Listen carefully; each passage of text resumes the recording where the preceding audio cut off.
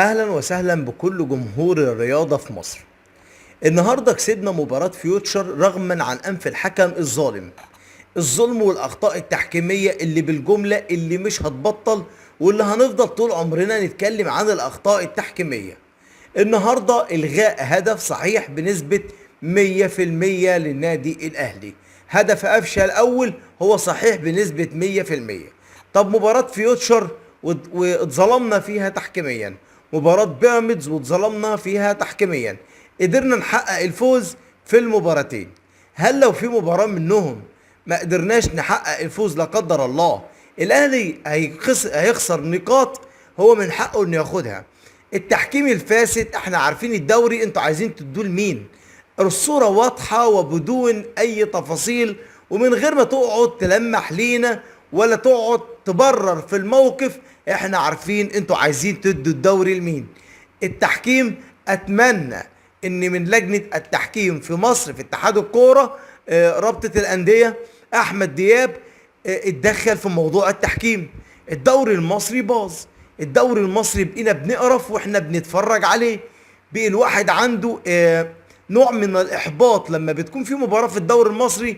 انا بعد كمية الاخطاء التحكيمية اللي بالجملة، مع ان عندك تقنية الفار اللي المفروض الاخطاء التحكيمية يا عم مش هنقول 0%، تكون 10% بس، مش تكون بنسبة 100% تلغي هدف وهو صحيح بنسبة 100%.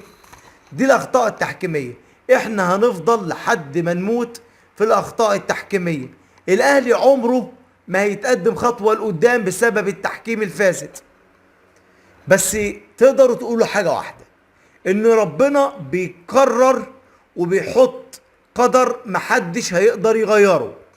فان شاء الله الدوري في الجزيرة، رغم عن انف اللي عايزين يظلموا الاهلي واللي بيحاولوا بكافة الطرق انه يحطوا الاهلي في مأزق اسمه غلطات تحكيمية.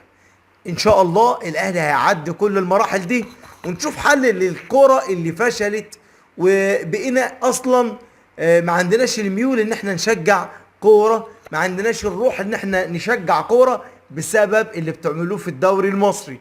اتمنى ان الدوري المصري ينضف. اتمنى ان الدوري المصري في الفترة اللي جاية المسؤولين عن الدوري بالبلدي كده يا عم، راعي لقمة عيشك، راعي لقمة عيشك. ما تسيبش الدوري يبوظ ونرجع نقول طب ما هي اخطاء تحكيمية. ما هو الاخطاء التحكيمية وردة، ما ماشي مش ماشي، وردة ياسمينة فلة، الكلام ده مقدور عليه. الاخطاء التحكيمية واردة، لكن لما يكون مفيش فار. لكن في فار وانت ما ترجعلوش، حكم الفيديو ما يقولكش وقف، ومستمرين، واضحة جدا انكم عايزين تحملوا وتدوسوا على النادي الاهلي. لكن شكرا جدا لرجالة النادي الاهلي والابطاله اللي قدروا يعدوا مرحلة زي دي، وقدروا اصلا يتخطوا مرحلة كلنا كنا عارفينها ان صعبة جدا على النادي الاهلي في ظل ضغط المباريات. طبعا اصابات بعض اللعيبة، رحيل بعض اللعيبة. انت بتلعب في خلاص داخل على الانتقالات اللي جايه. ابتدى عندك لعيبه اساسيه تروح، لسه هتظبط باقي الفريق، مش محتاج انك تضغط، مش محتاج الكلام ده اصلا. فانا بتمنى من جمهور النادي الاهلي، اقفوا في صف فريقكم، ادعموا الفيديو ده عشان يوصل للناس كلها، وطالبوا عن الحق. ليه الاهلي ما زال يظلم تحكيميا؟ على فكره نادي الزمالك اتظلم مباراه واحده، هي مباراه المصري، وطلع عمل انقلاب وخد فيها 4 قرارات ولا واحد منهم اتنفذ. اتمنى من النادي الاهلي يوقف المهزله التحكيميه. شكرا جدا لحضراتكم، واتمنى اني اكون عند حسن ظن حضراتكم، والى اللقاء في فيديو اخر. اهلا وسهلا بكل جمهور الرياضه في مصر. النهارده كسبنا مباراة فيوتشر رغما عن انف الحكم الظالم. الظلم والاخطاء التحكيمية اللي بالجملة اللي مش هتبطل، واللي هنفضل طول عمرنا نتكلم عن الاخطاء التحكيمية. النهارده الغاء هدف صحيح بنسبة 100% للنادي الاهلي. هدف قفشه الاول هو صحيح بنسبة 100%. طب مباراة فيوتشر واتظلمنا فيها تحكيميا، مباراة بيراميدز واتظلمنا فيها تحكيميا، قدرنا نحقق الفوز في المباراتين. هل لو في مباراة منهم ما قدرناش نحقق الفوز لا قدر الله، الاهلي هيخسر نقاط هو من حقه انه ياخدها. التحكيم الفاسد، احنا عارفين الدوري انتوا عايزين تدوه لمين. الصورة واضحة وبدون اي تفاصيل، ومن غير ما تقعد تلمح لينا ولا تقعد تبرر في الموقف. احنا عارفين انتوا عايزين تدوا الدوري لمين. التحكيم، اتمنى ان من لجنة التحكيم في مصر في اتحاد الكورة، رابطة الاندية، احمد دياب، اتدخل في موضوع التحكيم. الدوري المصري باظ. الدوري المصري بقينا بنقرف واحنا بنتفرج عليه.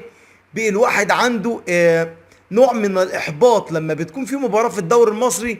انا بعد كمية الاخطاء التحكيمية اللي بالجملة، مع ان عندك تقنية الفار اللي المفروض الاخطاء التحكيمية يا عم مش هنقول 0%، تكون 10% بس، مش تكون بنسبة 100% تلغي هدف وهو صحيح بنسبة 100%. دي الأخطاء التحكيمية.